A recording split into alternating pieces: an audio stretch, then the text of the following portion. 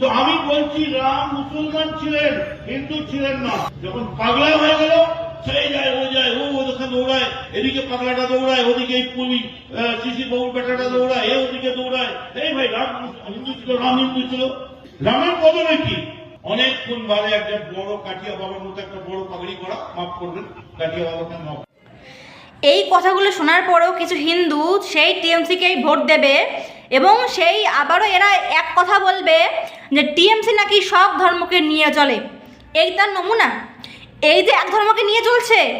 আরে কিছুদিন আগে আমি একটা ভিডিও পোস্ট করেছিলাম যেখানে কৃষ্ণ দাস, একজন টিএমসি নেতা কৃষ্ণ দাস, যিনি বলছিলেন যে রাম নাকি কাল্পনিক চরিত্র, রাম নামের কোনো অস্তিত্ব নেই, শ্রীরামচন্দ্রের নাকি কোনো অস্তিত্বই নেই, এবং এখন বলছে রাম নাকি মুসলমান। মদন মিত্র বলছেন যে রাম নাকি মুসলমান, এবং ওখানে অনেক হিন্দু আছে, অনেক হিন্দু বসে তার ভাষণ শুনছে, মদন মিত্রের ভাষণ শুনছে, কিন্তু কেউ কোনো প্রতিবাদ করছে না। অবশ্য প্রতিবাদ করবে কি করে? প্রতিবাদ করবে কি করে? জোড়া ফুলের পিছনে টাকা লাগানো রয়েছে আঠা দিয়ে, এবং সেই টাকা দিয়ে, সেই জোড়া ফুল দিয়ে চোখ আর কান দুটো ঢাকা রয়েছে।